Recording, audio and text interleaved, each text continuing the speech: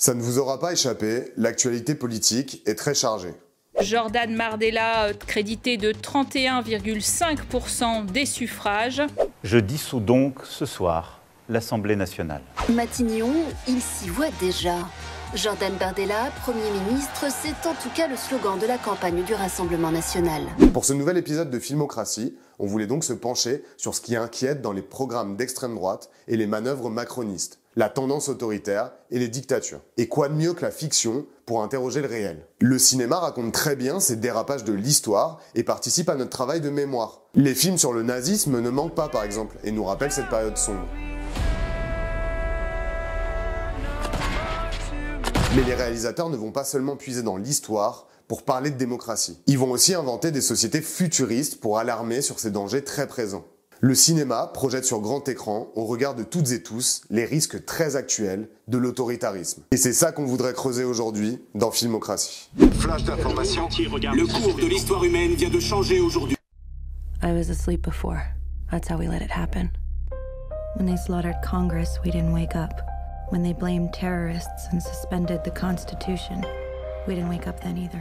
Le film qui raconte vraiment à quel point il est facile de tomber dans l'autoritarisme ne se passe pas dans un parti politique, mais dans un lycée, en Allemagne. Un film qui nous montre que quand la vague monte et qu'on s'en rend compte, il est souvent déjà trop tard.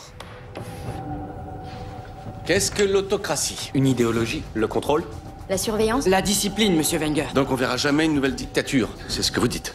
C'est pas possible, on nous a assez mis en garde. Quelles sont les données de base nécessaires à la mise en place d'une autocratie? Vous sentez? Vous sentez que grâce au rythme, petit à petit, on ne fait plus qu'un? C'est le pouvoir de la communauté.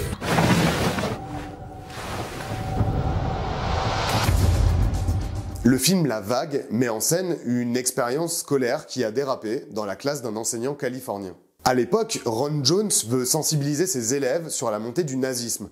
Et plutôt que de faire un cours d'histoire classique, comme on a pu en avoir, il décide de passer de la théorie à la pratique. Il invente un jeu de rôle de la dictature sous forme d'exercice en apparence sans danger. Sauf que ses élèves vont aller plus loin, trop loin, au point que le prof perde le contrôle de son expérience et que l'histoire tourne au cauchemar. Ça peut plus durer, tu contrôles plus rien. La rapidité et la simplicité avec laquelle ce faux parti a réussi à séduire cette classe américaine est stupéfiante. D'autant qu'à l'époque de la vraie vague, on est en 1967 et le spectre de la Shoah et des guerres mondiales est encore dans tous les esprits. Ce film raconte à merveille la force d'attraction puissante de ce genre d'idéologie, le besoin d'ordre, de discipline, de faire corps politiquement et socialement et de trouver un chef et une identité commune. Mais attention, ce n'est pas sans danger. Pas de place pour la pluralité ou la diversité d'opinions dans un régime autoritaire. La vague du film emportera d'ailleurs avec elle les opposants à cette étrange expérience et il faudra un drame pour y mettre un terme. La vague est vivante. Non, elle est pas morte. Dites-le. Elle est pas morte, vous mentez. C'est juste un autre pistolet à gaz. Cette expérience microscopique a eu des conséquences dramatiques dans le passé. Alors qu'est-ce que ça donnerait à l'échelle d'un pays dans le futur? Le cinéma d'anticipation ou la science-fiction nous permettent d'appréhender le pire, l'exercice du pouvoir de ces courants autoritaires, oppressifs ou réactionnaires. Le principe de l'autoritarisme, quelles que soient ses racines d'ailleurs, c'est d'imposer le contrôle des populations et la violence envers les minorités ou les oppositions, qu'elles viennent de notre planète ou d'ailleurs. Le vaisseau semble s'immobiliser au-dessus de Johannesburg. Ils ont dépensé énormément d'argent pour qu'ils puissent rester là, alors qu'ils auraient pu le dépenser à d'autres choses. Au moins, on se mélange pas avec eux, on les tient à l'écart.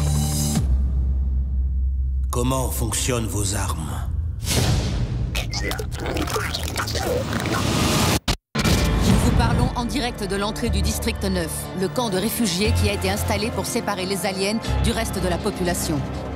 Dans District 9, ce sont des extraterrestres bloqués sur Terre qui subissent l'oppression humaine. Parqués dans des camps interdits de se mélanger, on exploite leurs ressources et on les humilie. Ce film rejoue l'apartheid sud-africaine ou la ségrégation américaine, en prenant les aliens comme étrangers ultimes pour critiquer le racisme. Et aujourd'hui, vu les propos xénophobes ou islamophobes de certains médias ou courants d'extrême droite, on peut imaginer qu'une fois au pouvoir, ils en feraient de même. Et quand ce ne sont pas les minorités racisées ou les religions qui sont visées, ce sont souvent les femmes qui subissent. C'est le cas dans La Servante écarlate, une adaptation en série d'un roman de Margaret Atwood où les États-Unis ont pris un tournant autoritaire patriarcal. You girls will serve the leaders and their barren wives. You will bear children for them.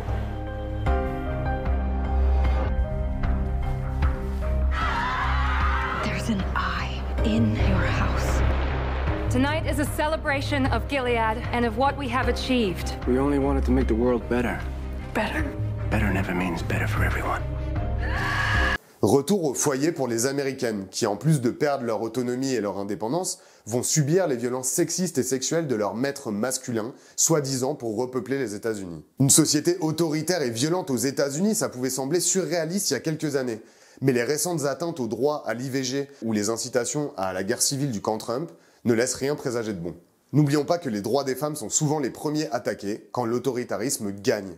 Alors oui, en cas de victoire, ces violences ne manqueraient pas de choquer, d'énerver, de révolter. C'est pour cela que les régimes autoritaires, comme la Chine ou la Russie, fliquent tout le monde. Caméras de surveillance, espionnage, délation et surtout une police aux moyens disproportionnés. Au point de ne parfois plus attendre que les crimes aient lieu pour les juger.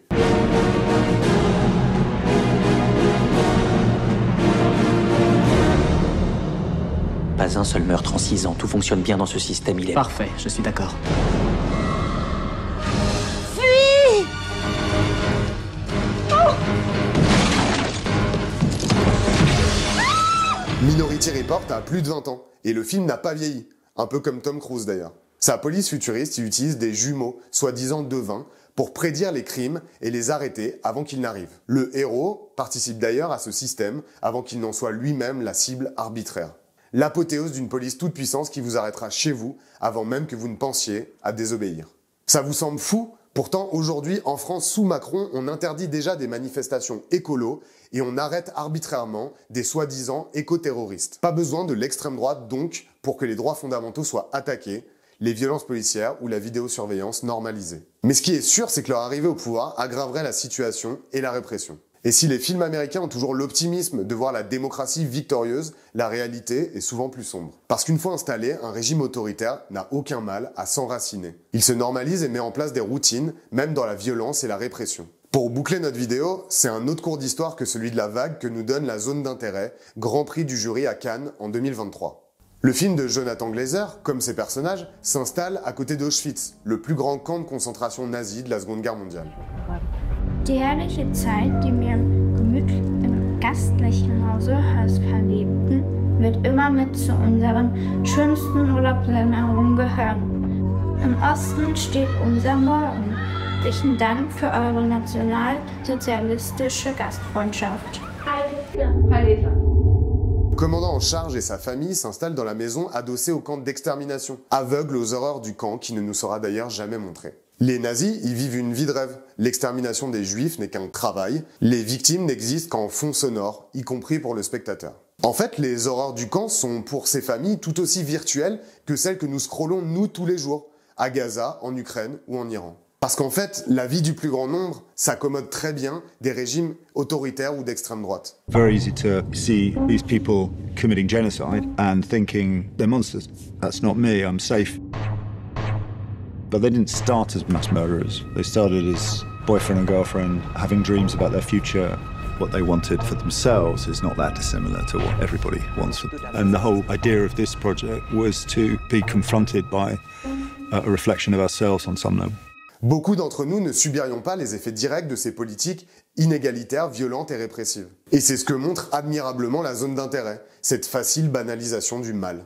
Ce que le cinéma historique de la Seconde Guerre mondiale, mais aussi les œuvres plus inventives de science-fiction interrogent, c'est notre capacité à accepter le pire, et les difficultés que nous aurons à le combattre une fois au pouvoir. Alors plutôt que d'attendre que la vague passe sans savoir combien de temps elle va durer, peut-être faudrait-il mieux l'anticiper. Parce qu'il n'y a que dans les films qu'on gagne à tous les coups.